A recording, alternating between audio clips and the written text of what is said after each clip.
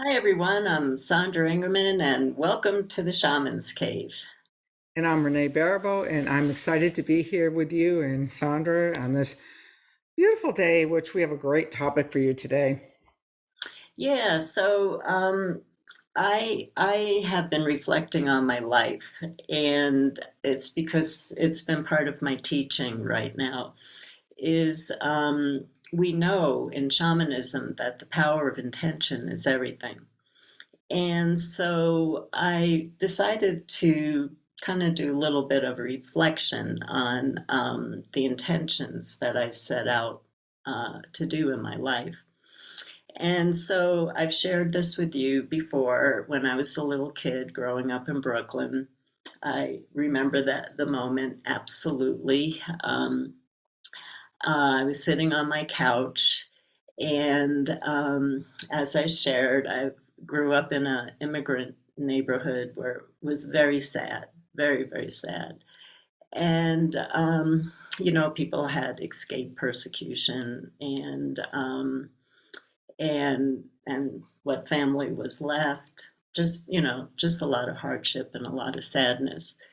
And I was sitting on the couch and I was just feeling this incredible bliss and this incredible joy. I mean, I was just a little kid and I was so in love with nature and so in love with the birds and the sky and the colors and all of that. And I said, people got this all wrong. And I am going to spend the entire rest of my life teaching people how to be happy. And so then in high school, I wrote my first paper on creation and manifestation, which where I got that, looking back, where I got that topic from, where my interest was coming from. I was doing a lot of drugs, that was back in the 60s.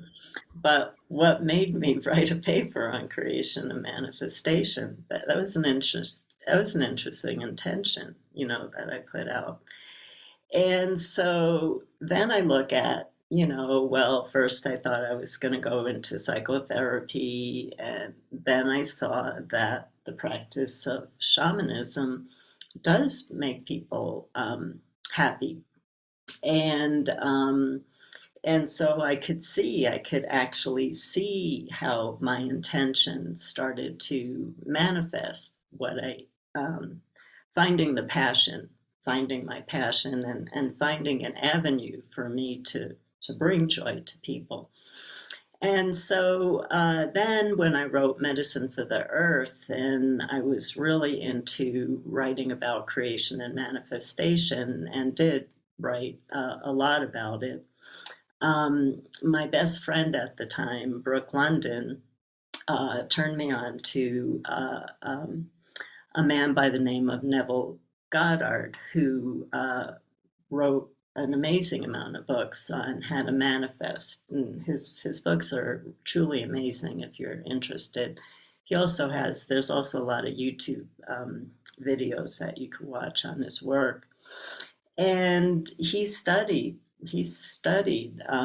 with an Ethiopian rabbi, so he did get a lot of shamanic teachings. When you see his teachings, he takes them back a lot to the Bible, but only because he had nothing else as a metaphor. He only saw the Bible as a metaphor, so he didn't have other places to take it back to, but he shared an amazing wealth of knowledge that really worked. And so before I share more, I'd love for us to hear from Renee about, because we were talking about how both of us have the skill of manifesting something so easily and just getting stuck in some places. Yeah, the manifesting is really quite simple for certain things. But I think, like this past week, I was in between tenants and I had to refurnish the house. So I always follow the breadcrumbs. When I'm manifesting, I always follow the breadcrumbs because there's always this or something even better. So I saw these couches and I'm there like, okay, I'm going to come get the couches. And in going to get these two couches that I needed for the rental property, the couch that I had been looking for my own house was there. Wow. I know. Yes. And she said, "Oh no, this was already sold. Sorry." And I'm like, "Well, just in case it doesn't go through, let me know and I can get the movers over here." Because it was like a sale of a house. She goes, "Well, if they're not here later this afternoon, it's yours." So Wow. I went away, and sure enough, I got the couch that I was really looking for 6 months. So manifesting isn't always like right immediate, but it's always right there, for me. But that doesn't mean I can manifest everything I want when I want it. But certain, like, what are those things that are practical things I can certainly take a hold of. Um, One of the things that I've been studying for the last few years is how people create. And I'm not going to delve into it here, but totally, but I have the five dynamics of creation, which I teach in my advanced classes, and they're about how we create differently, and they all are nature-based forms of creation that we tend to attach to, for like a one dynamic might be more for you. So say like if you're a chaos creator, that you're always pulling things in from the ethers. But if you partner with nature, you don't make a single decision before you take that walk through the trees. And so we've been working with them and learning how different people use them for their creative styles. And also, like, are there times when an oppositional force type of creation method will work better for you than, step by step process order? Hmm. Yeah, absolutely. Yeah. Yeah. There's so many different ways, and there's so many different ways that have been taught. And the bottom line issue for all of this is that in order to see yourself as a master creator, which we all are, you have to see that this world is a dream, and that you also have to see that you're playing a role that you chose to take on. And so, in order to change your manifestation, you have to also make a choice that you're going to change your role. Um, that I'm not going to be the person who brings in chaos all the time. That's not a role that works for me. It doesn't work for me. So I am going to be a person who goes out into nature and learns how organized nature is and brings some organization into my life.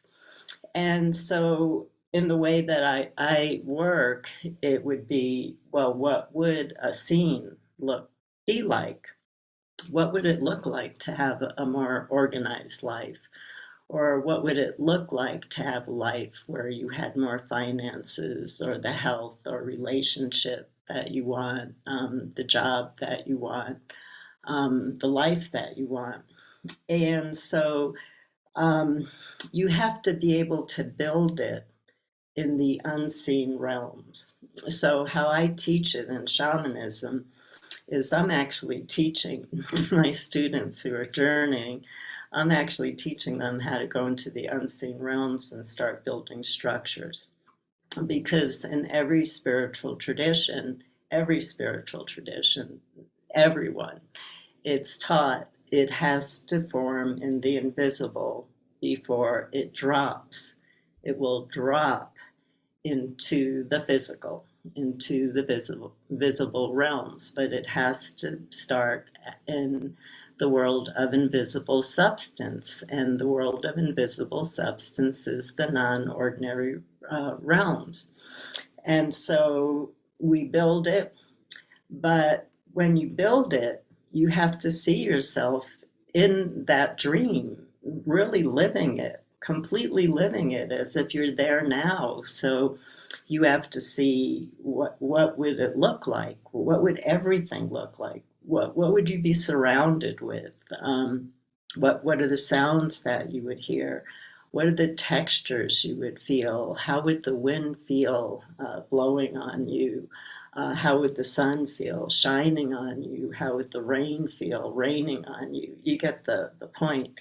And you really have to enliven your senses. And that's a challenge in the world that we're living in today because we watch TV and online things and YouTube so much that our other senses are de-evolving and they're starting to shrivel.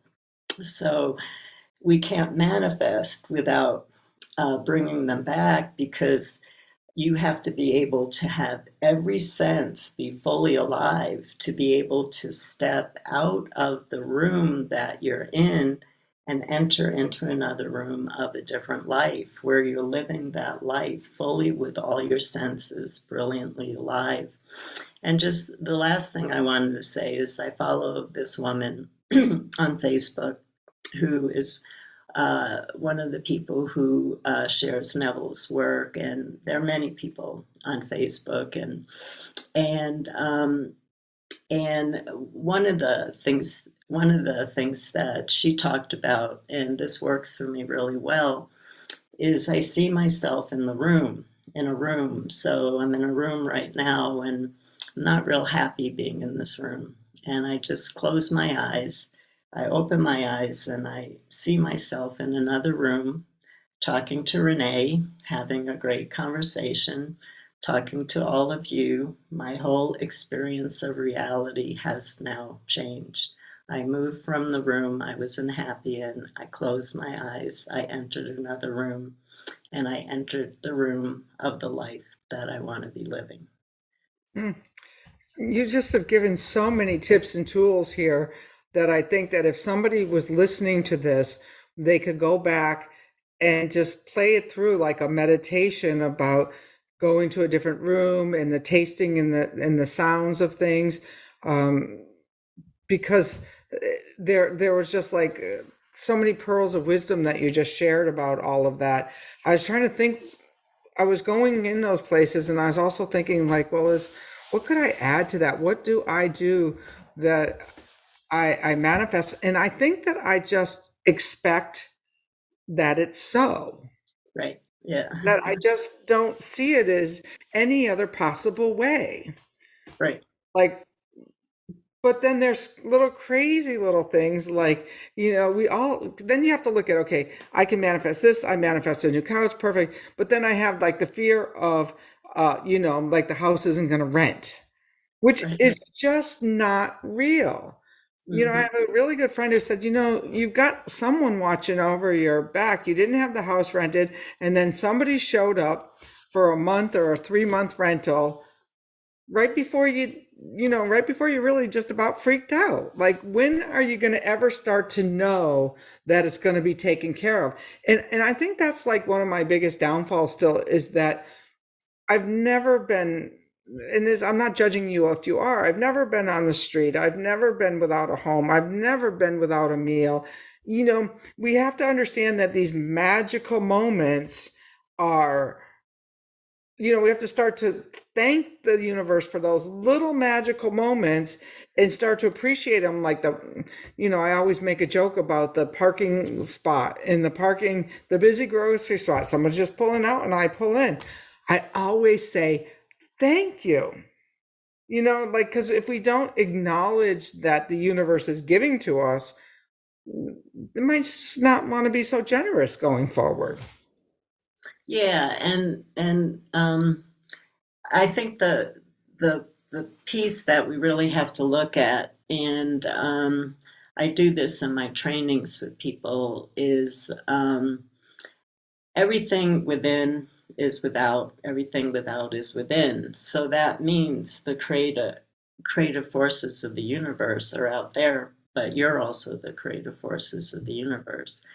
And so, and this is what Renee's working with. When you are the creator, and that's not an illusion, you are the creator, because the creator created you. So you are the creator. Then it can only happen in one way. It can Mhm. only happen in one way because you are the creator, and so you created it. I know for me now, my work is to enjoy my creations. Is there anyone else out there like me who like can create and like just because I'm a chaos creator. I mean, if you look in my drawers, they're never nothing in the I have to look in every drawer to find my pajamas because I'm just create that way.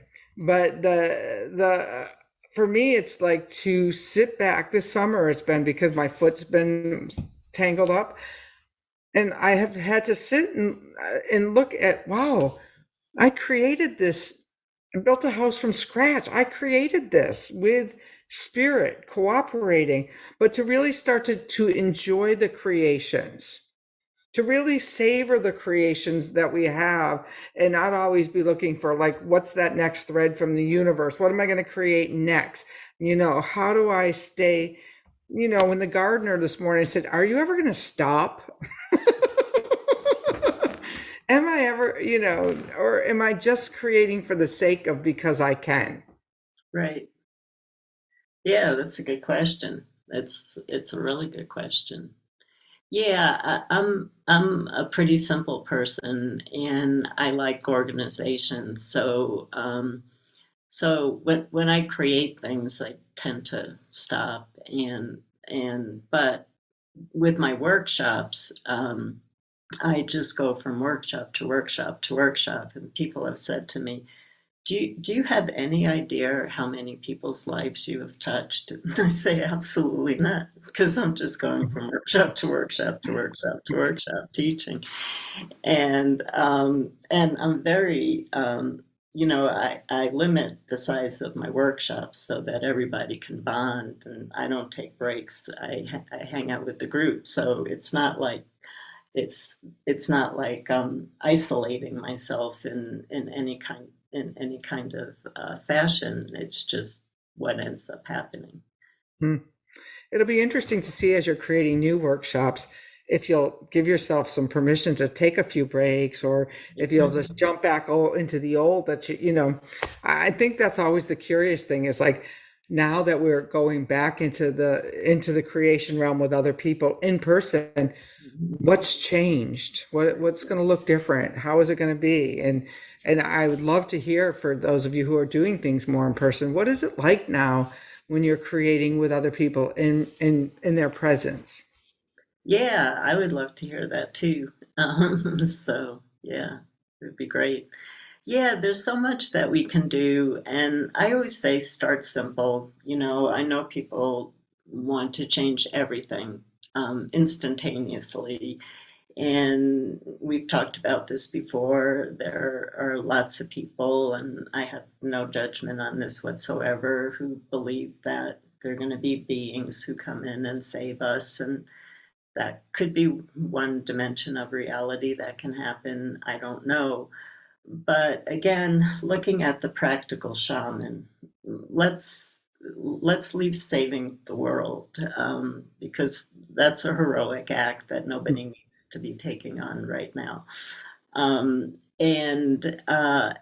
look at your own life. Look at small things. Start with small things. What is something, because what's been found, and they've done scientific experiments on this, is if you don't have heart, if you don't really love what you're getting ready to create, it doesn't manifest. Hmm. And they did lab experiments on that and found that to be true. You have to have so much heart energy that you want this so much that it's one of the tools that goes into manifestation.